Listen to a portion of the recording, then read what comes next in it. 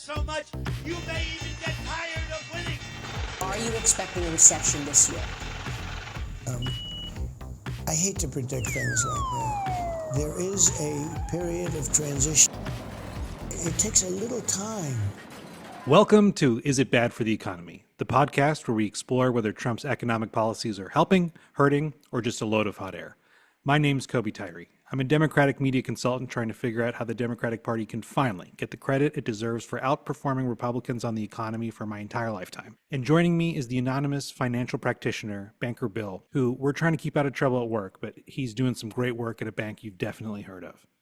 First of all, I want to really thank all of our new listeners. Our subscriber count doubled and our top episode listener count quadrupled in our last episode. Thank you so much. If you're a new listener coming in from That Trippy show, thank you so much. I'm sure Trippy and Alex will be thrilled. And if you're coming in through YouTube or TikTok, where we've been doing some really fun new stuff with the short form video clips, welcome. We're so happy to have you. And if you are new to this podcast, it might surprise you to learn that when we started, I was the angry one going nuts. And Banker Bill was the one telling me to calm down and that it wasn't so bad. And once again, I think today's episode is going to be a little bit of a role reversal. Banker Bill's no soy boy, but he wants to talk beans. First, ADP said that we lost a few jobs again last month. Who is ADP and what business do they have issuing a regular jobs report? ADP is automated data processing. They're a company that processes payrolls, and they have access to their clients' data. And since 2006, they've been producing their own jobs report in conjunction with the U.S. jobs report that comes from the Bureau of Labor Statistics. And while there's wide gyrations and the ADP data is noisy, over the long term, it does tend to correlate with the U.S. Bureau of Labor Statistics data.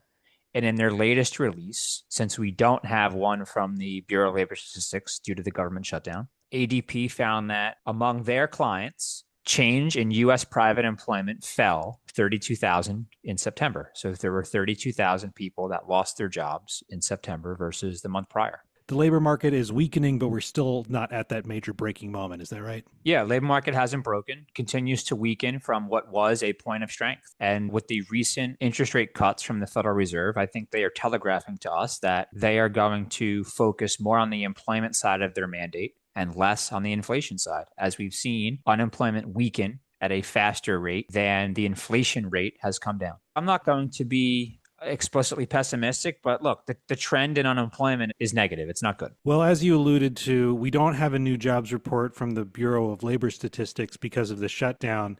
But of course, the Trump administration was already threatening to withhold those from us when they fired the previous commissioner and nominated E.J. Antoni to take over.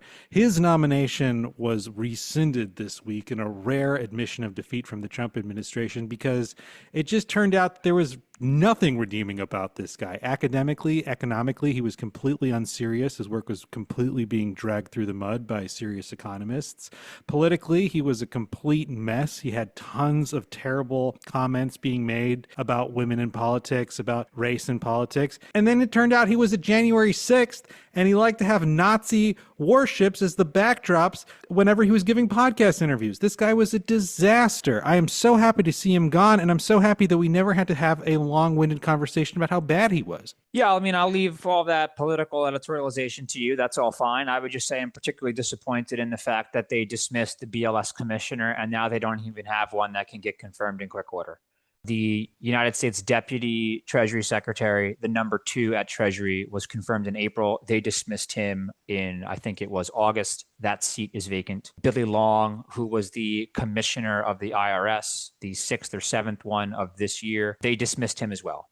So we currently have no chief operating officer of the Treasury Department as his Deputy Treasury Secretary.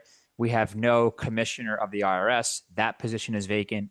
And now we have for going on 2 months, no director of the BLS. Extremely disappointing. Kobi, they could have just taken the woman that was there and ordered her to do XYZ. You know, they didn't have to dismiss her. We were really thrilled to see the Bloomberg contributor, economist Catherine Edwards, followed us back on TikTok this week. She does the excellent Optimist Economy podcast, which you should absolutely check out if you like this show. But she's been saying something that really struck out to me. Apparently, BLS has not recovered its funding or staffing levels since sequestration in the Obama administration. Yeah, that's right. I mean, compared to other federal departments, they run on like an absolute shoestring budget, 500-600 million bucks a year to run the whole thing for the whole country to get all this great data. I mean, they publish so much stuff. How many charts do I send you all the time on all different prices of all different things? And they're doing it on shoestring budget. I think overall for for the money they got, for the resources they've got over the last several administrations, they've done pretty well. But their surveys have fallen off a cliff in terms of participation, and that's led to them making more estimates. Well, of course, the response rates are going to be low if they haven't been properly funding this agency since the Obama administration. Well, I mean, they really fell off a cliff in the COVID time. They weren't so bad pre-COVID. So there's something there. We don't have to dig into that further, but in our last episode, we did a preview of the shutdown, and the main point that I wanted to make was that I was worried that the Democrats' healthcare gambit was not going to be enough, that the American public was going to lose patience with them as this shutdown dragged on. I'm still worried about that, but I'm very pleasantly surprised to see how well the Democrats' narrative, making sure that healthcare costs don't skyrocket, is doing. People are really worried about their healthcare costs doubling or tripling. The media is really backing them up on this. And to me, it really seems like the American people are just used to Trump and the Republicans being really incompetent and it being their fault that shutdowns happen. There seems to be no sympathy given that the Republicans control all three branches of government. And Trump has been sending some mixed messages by, on the one hand, blaming everything on the Democrats, but on the other hand, bragging about not negotiating in the first place. I know I'm just making political judgments here, but Banker Bill, in the last episode, you seem to say the Democrats should try to get whatever they can out of a shutdown because the economic consequences were going to be pretty limited. Do you still feel that way now that Trump's threatening to just lay off federal workers instead of furloughing them? Yeah, you actually brought that up, and I didn't appreciate it enough when you did. So I had said, based on who you look at, Peterson Institute, Goldman Sachs, Yale Budget Lab, they come up with the hit to GDP is like somewhere to a third of a point to 0.4. So 0.3 to 0.4. But then it winds up being a wash because the government makes good, pays everybody back, and the production that you did lose, you get back in another quarter or whatever it is. But if you're telling me now that ultimately these people are just going to be absolutely fired, then that does change the calculus. And then, you wouldn't get it back. And based on the current job market and continuing claims, as in continuing claims, the number of people drawing for unemployment or applying for unemployment going up, and the median number of weeks it takes to get a job going up when you are laid off, to an extent, that's playing with fire. Because if you're going to go ahead and fire, let's say 800,000 people and take them off their payroll and kick them out of their job, they're going to have to find a new job. And the data is telling us right now that it could be a half a year to a year for those people to find a new job if it's not in the government or somewhere else. I mean, that's a lot of people. 700,000 people. That's entire. How big is Boston? 600,000 people. How big is the whole city of DC? 600,000. You're talking about adding an entire city of unemployed nationwide. It's a lot. And that's on top of the food prices, which just keep going up and up and up. I know you wanted to run through the numbers real quick. Yeah, again, so coming from the BLS, very disappointed with this. So 80% lean, 20% fat ground beef, U.S. city average. I use U.S. city average because 80% of Americans live in a city. Ground beef is up 14% since January. Since August of 2020, it's up 51%. Boneless chicken breast is up 6% since January. Since August of 2020, it's up 29%. Eggs. There was all the hoopla about eggs earlier in the year. Killed off all these chickens because of the flu. Look, since January, eggs are down 28%. In August versus January of this year. But eggs are still plus 12% versus August of 2024, so versus a year ago. If you look at the consumer price index for all proteins, so this is meats, poultry, fish, eggs, it's up 2% since January and 5.6% since August of 2024. Now, you're probably thinking, Bill, how the hell can it be that beef, eggs, and chicken breast are up so much, but the broad index is up only 2%? Well, the prices of canned or processed foods are flat to marginally up to negative in some respects. So if you're eating tuna, bacon, hot dogs, sardines, anything that's not fresh, the prices aren't going up. But if you're buying a steak for your kids to eat, your growing boys and girls, it's up significantly. You're buying chicken breast. It's up significantly. Eggs.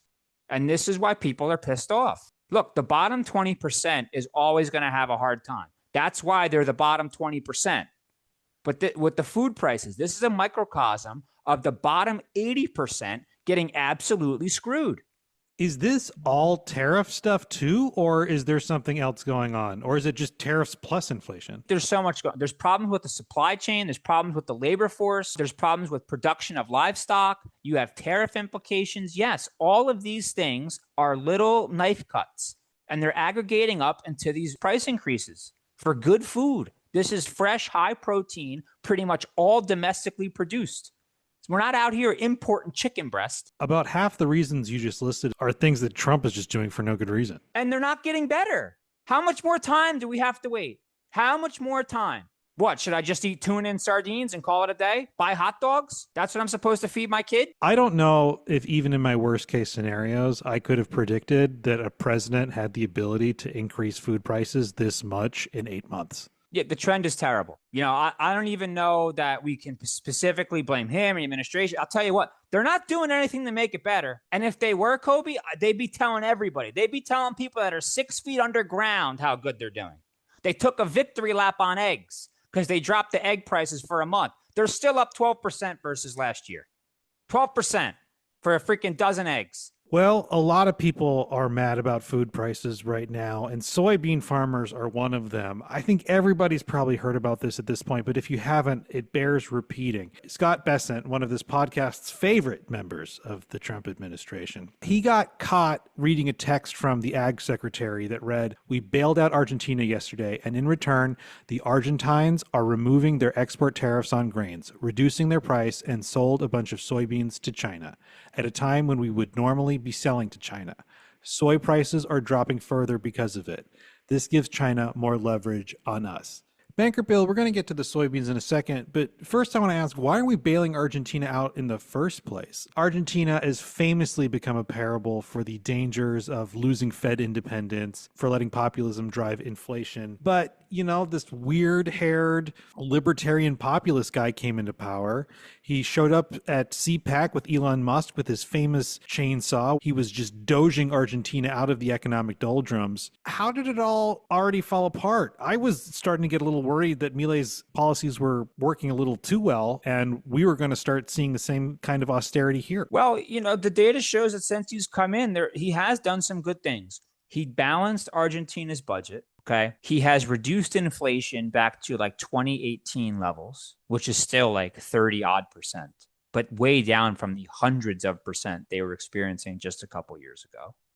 The poverty rate has fallen, mainly by him doing direct transfers to the poor people, even though he has balanced the budget. And they are trying to attract more foreign direct investment. The reason why Collins is messaging about this, and by the way, while I agree with much of what Collins said in her quote, it doesn't appear yet that we've actually bailed Argentina out of anything. It doesn't seem like any money has left the door. It seems more like so far, Scott Bessent has used his, not power, but his office as Treasury Secretary to browbeat or have positive messaging for Argentina. So that aside, what it appears to have happened is Milei is not playing ball and trying to build coalitions. And he's kind of shot himself in the foot a little bit recently where they had these local elections, early September, and going into those elections, he had said that those elections, these local elections, not national, would basically be a referendum on his party. Well, the elections didn't really go his way. And instead, a larger proportion of the vote share went to these socialists who, for decades, have had persistent populism, economic protectionism, relying too much on agriculture and haven't industrialized, and in many ways have led to the Argentines' problems that they've had for decades. Add to it the fact that he had put his sister in a prominent position in government, and it is alleged by another person in the Milei government that she is taking bribes. And instead of Milei launching an investigation into this and saying, hey, we're going to look at this credibly, I don't care that it's my sister, he fired the person in his government that made the allegations. So right away, all this foreign money that had been coming in after his market reforms and he rose to power is second guessing itself and is now maybe starting to leave. So that's a problem. Add to the fact that the Argentine central bank is particularly, focused on the short term. What do I mean by that? Argentina is trying to manage its exchange rate to try to manage inflation. And in doing so, they are selling dollars into the global market and buying back the peso to try to defend the peso. And the Argentine peso is not a currency that globally has a lot of confidence in it. So as the central bank sells dollars, which people worldwide still have a significant amount of confidence in to acquire pesos, the government itself is then losing credibility. It now has fewer dollars. And so they are trying to, in the short term, defend inflation, but in the intermediate to long term, hurting themselves. And that's how they are getting themselves into this once again precarious situation.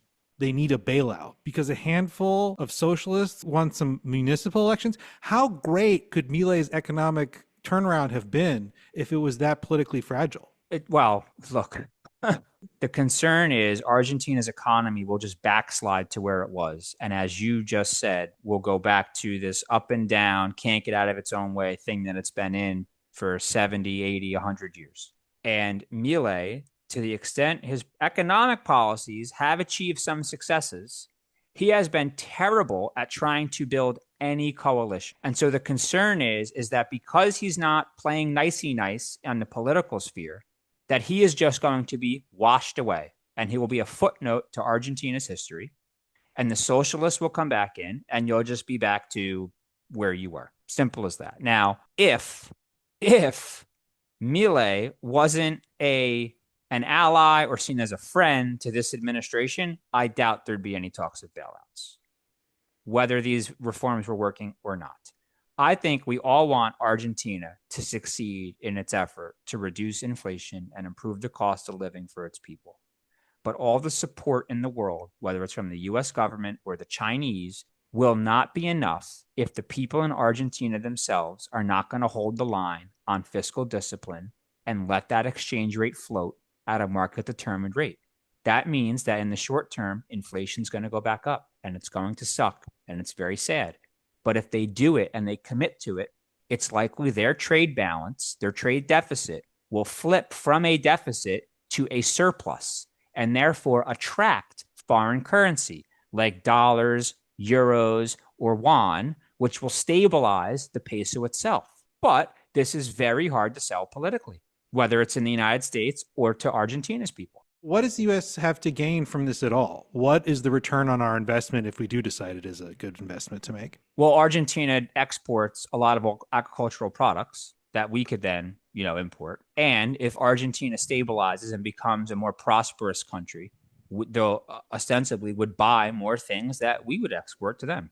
If all we're going to get is Marshall Plan goodwill. Yeah, that's all you're getting right now. Normally, I'd say sure if we can mitigate the risk and costs to the United States. But given how quickly Trump throws those kinds of relationships in the trash, we could bail them out for $20 billion, get a whole bunch of goodwill, rejigger all of those trade deals, move them out of the Chinese sphere of influence, and Trump would just wake up one day, screw it up with a Truth Social post, and we're back at square one 12 months from now. It's possible. Or you have extreme leverage over Argentina. It seems insane to me that we're talking about bailing anybody out right now. They had a really, really big opportunity to protect the soy farmers here, and they could not have played it any worse.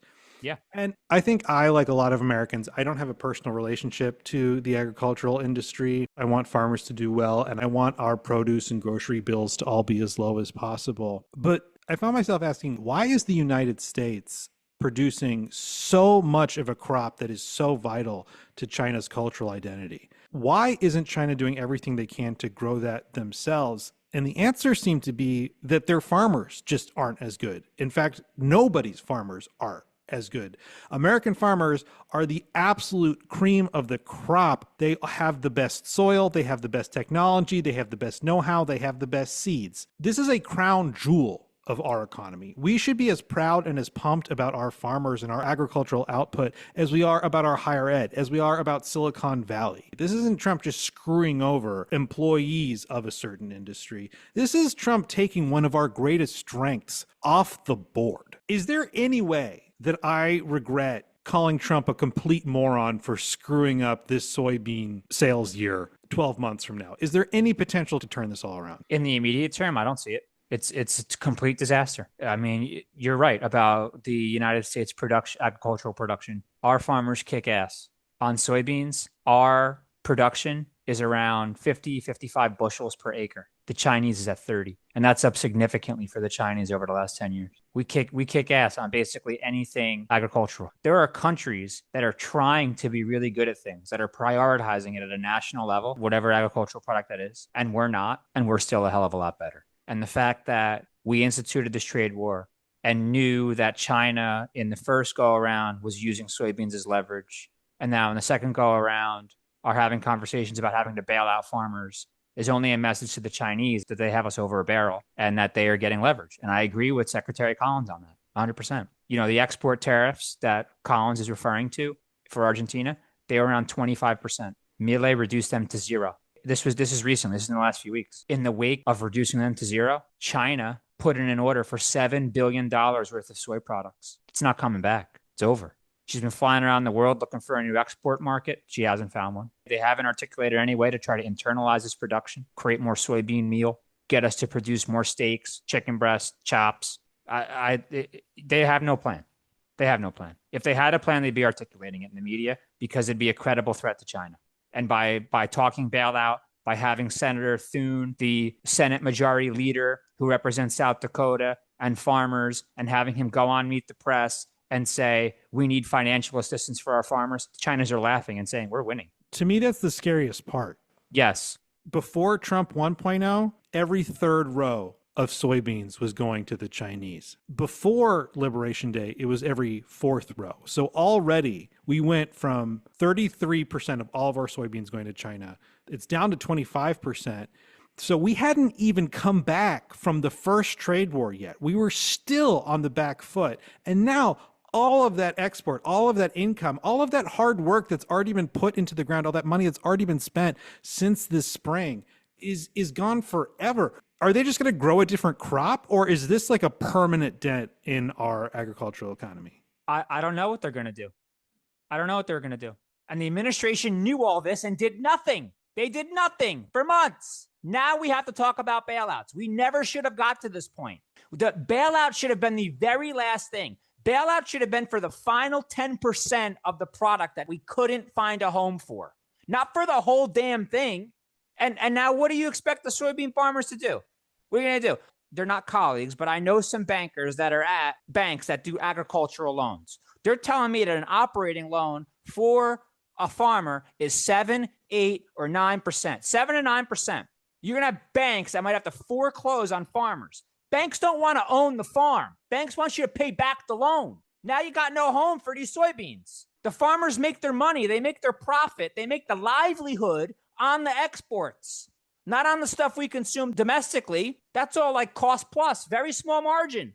It's on the stuff that we export. And in particular, this year's yield, according to the Soybean Farmers Association, is particularly good.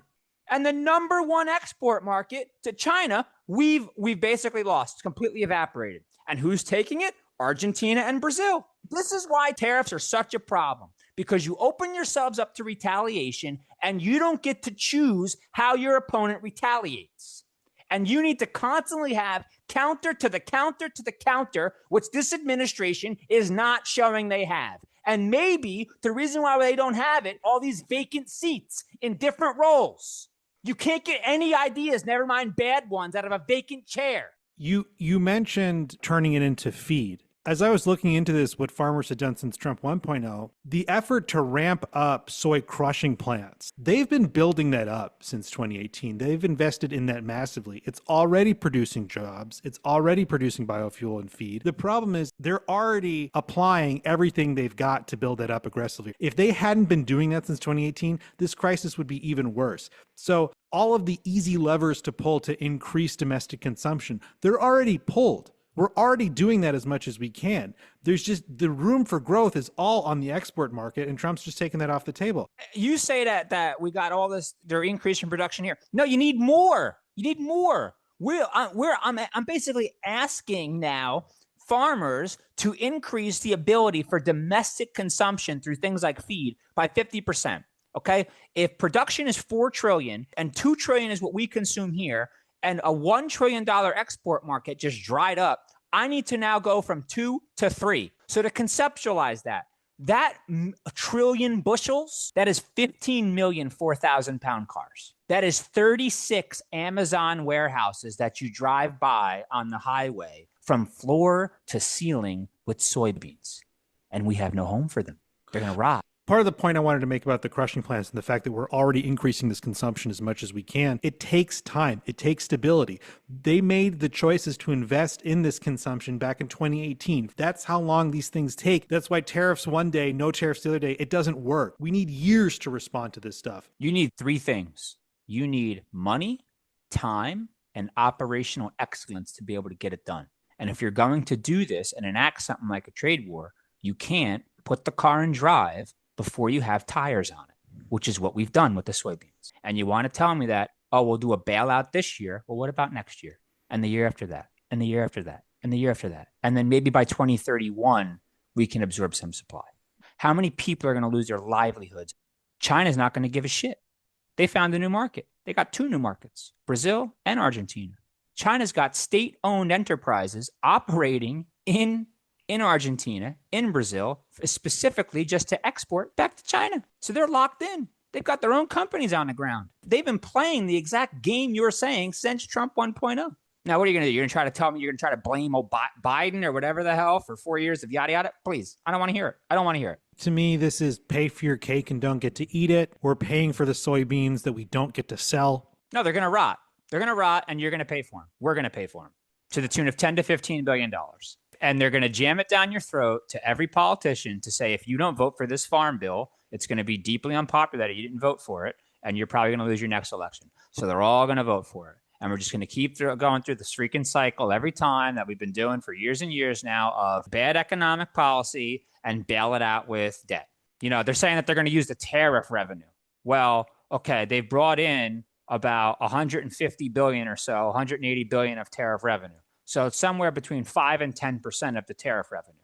Eventually, tariff revenue can't be an answer for everything. And remember that depending on who you listen to, whether it's Morgan Stanley, Goldman, whomever, the U.S. consumer or the U.S. corporate is paying 75 to 85 cents of every dollar of the tariff. So that's socialism. That's taking money from one place and then the government determining where else it should go somewhere else.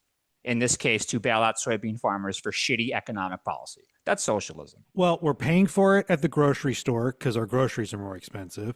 We're paying it with our taxes going to bail these guys out. And we're paying for it because we have all of this financial insecurity because the deficits are still super high.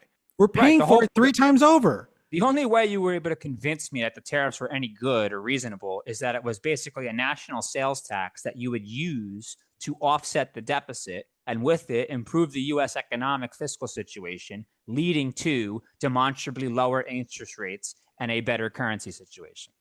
Now you're telling me you're just going to use it to pass the buck. To me, there were 2 selling points on Liberation Day on the trade wars. 1, we're going to reduce the deficit, not happening. 2, if we just went through every single trade relationship we had with every single country, all of a sudden we'd find all of these new markets. We'd find all of these ways in which we could team everybody up against China. And it's not just that those things aren't happening or not happening quick enough. I don't understand how we could be shooting ourselves in the foot more. I agree. I thought that's always what tariffs would be. Very serious people try to tell me, some even our colleagues, oh, just give it time. Give it another year. Brazil, of course, Southern Hemisphere, opposite growing seasons than us. If they don't get these soybeans sold before the end of the year, it's a moot point. Brazil's going to come in with all the soybeans that they're already producing for contracts they've already locked in with the Chinese market. And there would be no point in anybody buying our soybeans at that point anymore. Correct. That's why my base case is that they will rot. We have no way to internalize the production nor export it. Imagine a mid-sized SUV, line up 15 million of them. That's the weight that you need to find a home for in soybeans. If we don't get these soybeans sold by the end of the year, I mean, we can just say that we lost the trade war, right? It's over at that point. Or that you're losing, because what's the next lever? We put up tariffs. China said, I'm not going to buy any more of your soybeans. Our response is, we'll just bail them out. And it's not like we have a couple bucks in the pocket to just bail them out. We're running a structural deficit that we basically institutionalized through the bill that was just passed. Yeah. Like as an outsider, how could you be like, oh, I guess the U.S. is winning this one? No, that's patently ridiculous. So China is getting cheap oil from Russia. They've iced the United States out of the soybean market, and they get the chips. Oh my God, I forgot. Yeah, the NVIDIA chips. I don't think there's an opportunity for Trump to make up this loss just because there isn't a country as big as China who's going to buy these soybeans. He doesn't need to. He doesn't need to, okay? The farmer that you cited before that you're talking about his article, Caleb Ragland, he said in his article there that he voted for Trump in 2016, 2020, and 2024. If he gets a chance in 2028, he'll do it again. Soybeans or not, please. Obviously, I'm tempted to agree with you, but if farmers are going to stand up for themselves now, and if farmers are going to respect regular political order by lobbying their asses off in their own economic self-interest, then right now I'm just going to have to encourage that as much as I possibly can. The reason why this is all being made a stink now is because the fear is real. Because there's more soybeans being harvested right now, every day, now that it's harvest season, and the silos are full, and the Chinese aren't buying. And so while all these guys who thought, oh, we'll get a deal, Trump's the greatest deal maker ever. Now the fear is real. There's nowhere to go, Kobi. There's nobody that called McDonald's and Cisco and Jimmy Dean Foods and said, guys, we got all these soybeans. I need you to be able to make me a sandwich. I don't know, target 50% protein, 30% fat, 20% carb, and I want to get them into every school. No. You've cut USAID programs. You can't even get them out the door that way. You've closed your own markets. You've closed the potential that you had to get these out. Now you're seeing it happen. Now you're seeing that you have no room for them and you're scared. And so that's why they're taking every opportunity to talk to anybody in the media who will listen to them from the seat of their tractor. And I feel bad for them. I think it's terrible. It's very sad. Well, if they vote Democrat in 2026 and they tell everybody else they should too, all is forgiven as far as I'm concerned. Please get a Democrat to bring up a solution. That's very difficult, though, for the Democrats to do politically. Every single time the Democrats have pursued free trade, they have got their butts handed to them, and not unjustifiably. Bill Clinton is still being scorned for NAFTA, and it was so bad that when Hillary Clinton put her whole back behind TPP during the Obama administration, by the time she was running for president, she had to pretend like she had nothing to do with it, like it was on her own personal project 2025. It's not a problem they created. It's not. But it has opened a lane for a problem they can solve. In terms of practical solutions, the only solution here is to punish the Trump administration for its gross incompetence. In the immediate term and politically, yes. Unfortunately, that's the only card you've got to play. But that's not going to help the soybeans not turn to dust or get used. That's a shame.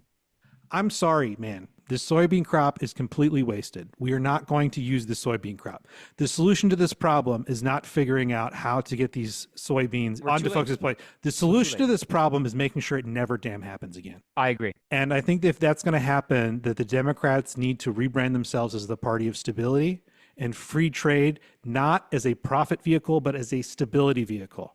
The goal for the federal government is not to go out there and sell your soybeans for the highest price they can get. The federal government's job is to go out there and to establish stable relationships with countries so that every single year in the spring, when farmers put their crops in the ground, they have a relative expectation that the export market for their crops is going to be the same as the year it was before. Nobody can control the weather. Sorry, Marjorie Taylor Greene. But what we can control is that the communication channels are open, that there is good faith and trust on both sides, and that everything is being done to keep politics out of the equation.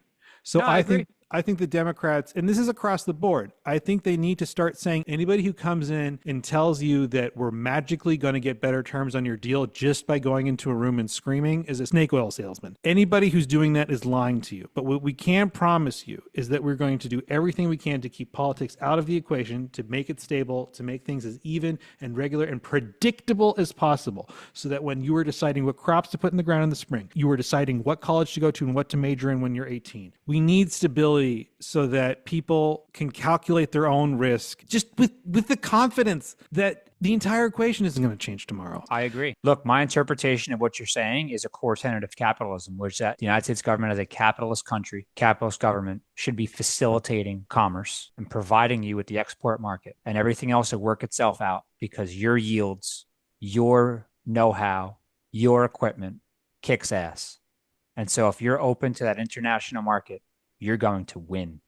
And the government's going to ensure that you have a fair shake in that international market and stand up for you against Chinese influence, etc. Give people a shot and let their know-how, let their intellect, let their methods speak for themselves. And the American farmer is going to win. But I think, as we've discussed, the potential solutions to these problems are so limited. I think the Democrats really need to focus on getting farmers involved in the process and earning their trust so that when the 2026 elections come around, those people know who to vote for to act in their own self-interest. And then they're not only doing it, they're telling everybody else to do it too. We need to focus on trust. And if we can earn that trust, then we can generate the results, double down, and avoid being the next Argentina. I would hope that's what you're saying is something that my 12-year-old cousin can understand. Well, the Democrats have pleasantly surprised me with how well they've messaged the shutdown. Hopefully they can pleasantly surprise me and how they managed to capitalize off of this moment. We hope you're capitalizing on all of the incredible political, economic, and other opportunities in your life. Thank you so much for listening. Please give us those reviews. We are so thrilled to have this bigger audience now, but we, being the good capitalists we are never content. We always want that growth. So please send this podcast to your friends and family. Give us that review. Start adding your friends and family to the email list on isitbadfortheeconomy.com. And if you want to check out some of our short form clips, hit us up on YouTube. Check us out on TikTok. Thank you so much to Mark, who went and found our TikTok account and backlogged likes on videos, just dozens of them streaming it all at once. We really appreciated it. Thank you so much for your thanks, loyalty. Mark. Didn't even know that. Are you expecting a recession this year? I hate to predict things like that. There is a period of transition. It takes a little time